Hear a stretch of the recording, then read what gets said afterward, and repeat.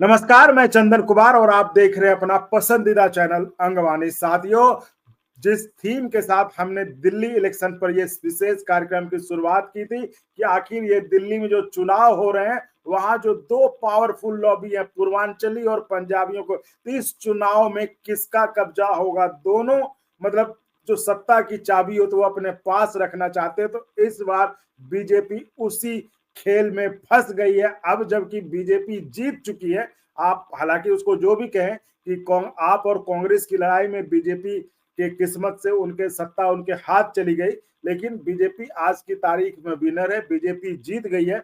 तो बीजेपी के पास अब बहुत बड़ा सवाल है कि वो पूर्वांचली को चुने या पंजाबी को चुने, किसे चुने दिल्ली के अगले मुख्यमंत्री के लिए। तो आज हम इसी पर चर्चा करेंगे। हमारे साथ पंजाबी सिमरन सोनी है। और सिमरन, बहुत स्वागत है आपका। थैंक यू चंदन। और सिमरन, हमने जिस तरह से चर्चा की शुरुआत ही की थी कि इस दिल्ली के चुनाव में कब्जा किसका होगा, पंजाबी का या पूर्वांचली का, तो अब तो खेल मतलब बिल्कुल रोमांचक मोड़ पे है। तो किसके पास जाएगी चाबी? सुनने में आ रहा है कि आपके पास, यानी पंजाबियों के पास जा रही है दिल्ली की सत्ता की चाबी। मुझे सुनने में आ रहा है कि आपके पास जा रही है चंदन। देख लीजिए, हम शेयर कर लेते हैं। नहीं, पर चलिए। ऑन अ सीरियस नोट, हाँ जी। हाँ जी जी, आप नहीं बोलिए। नहीं, ऑन अ सीरियस नोट, जो चॉइस हाँ। है वो पंजाबी और पूर्वांचली में ही हमको लगता है होगी कि या तो सीएम का फेज कोई पूर्वांचली होगा या पंजाबी होगा। ये तो मोर और लेस हमको क्लियर लगता है।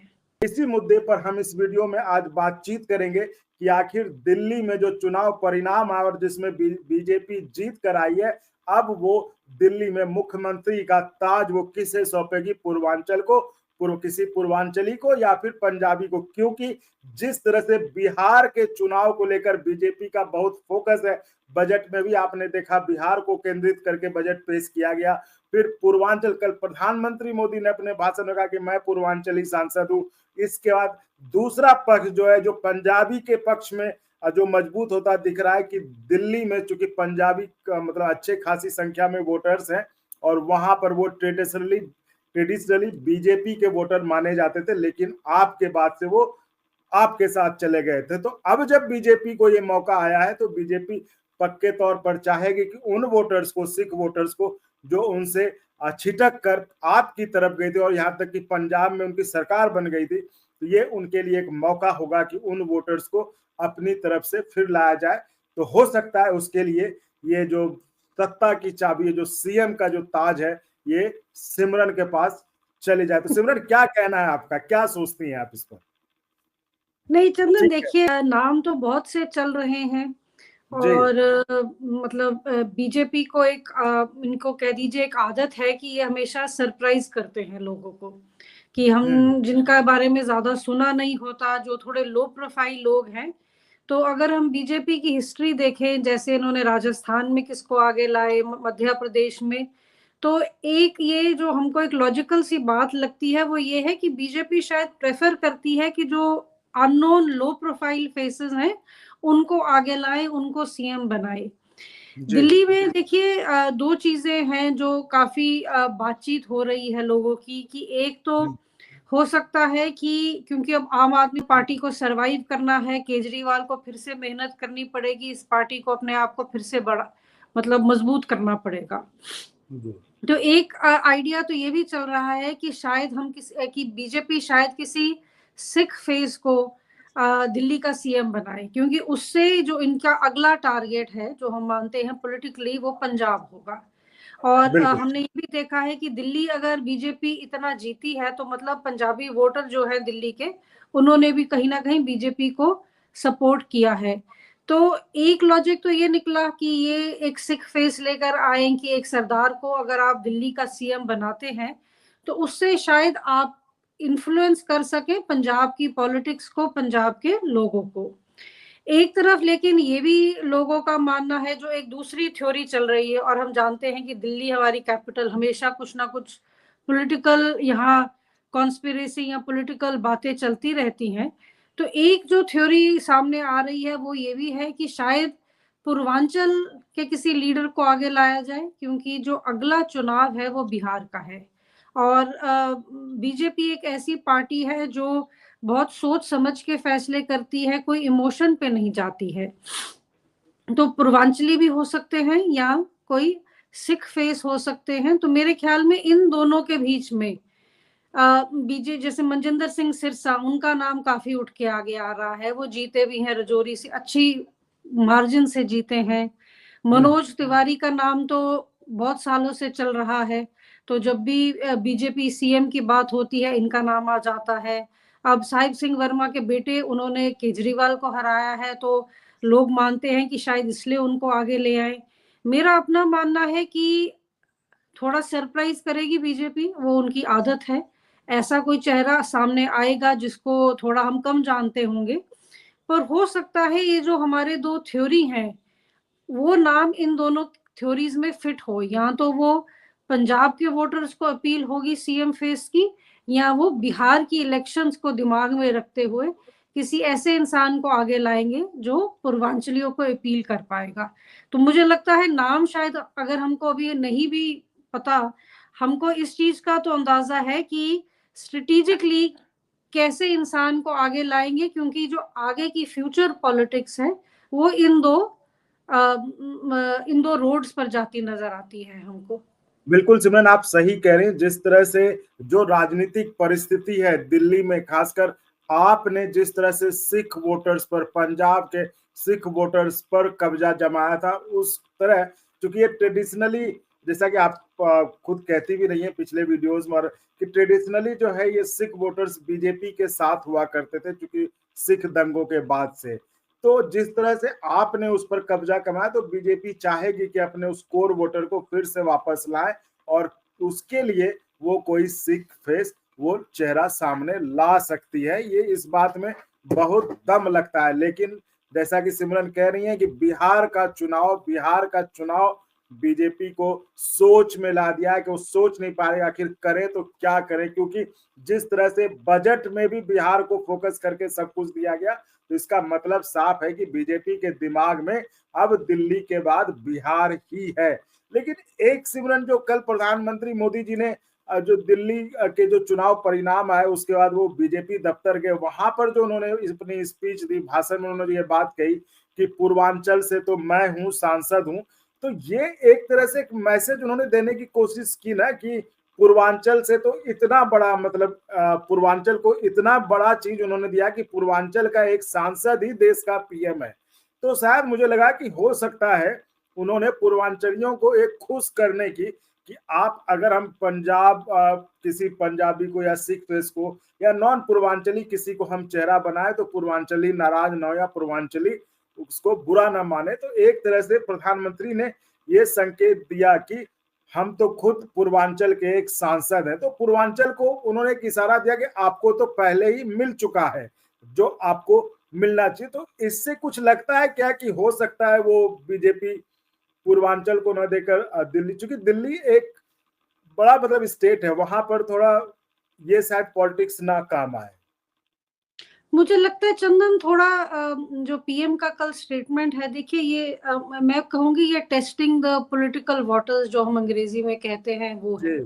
कि पीएम ने बहुत बड़ी बात रखी मोदी जी ने कि मैं ही पूर्वांचल का रिप्रेजेंटेटिव हूँ। तो अगर प्राइम मिनिस्टर ही पूर्वांचल के रिप्रेजेंटेटिव हैं, तो इन अ वे लॉजिकली देखा जाए पूर्वांचल को और रिप्रेजेंटेशन की क्या जरूरत है, प्रधानमंत्री ही आपके हो गए।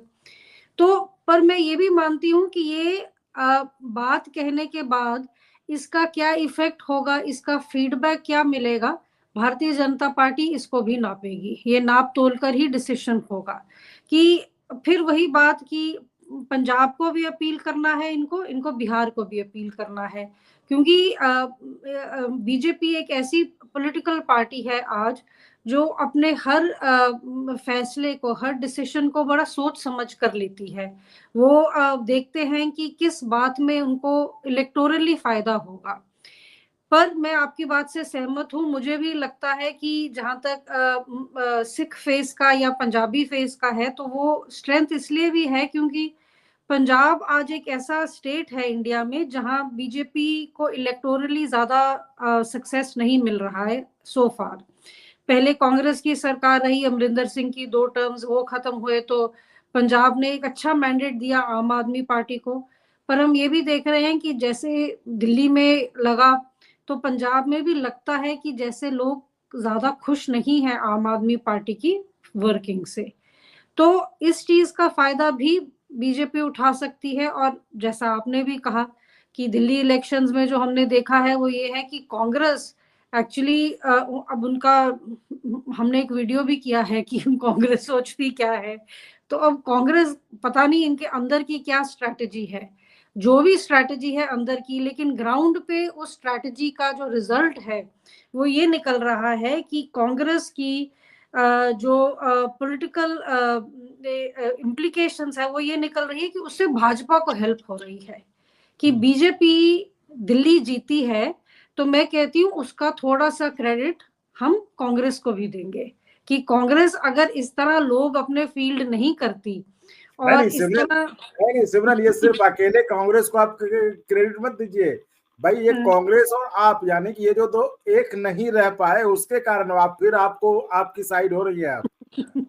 नहीं और आप चले मैं आपकी फिर आप कहेंगे कि नहीं हम आप नहीं।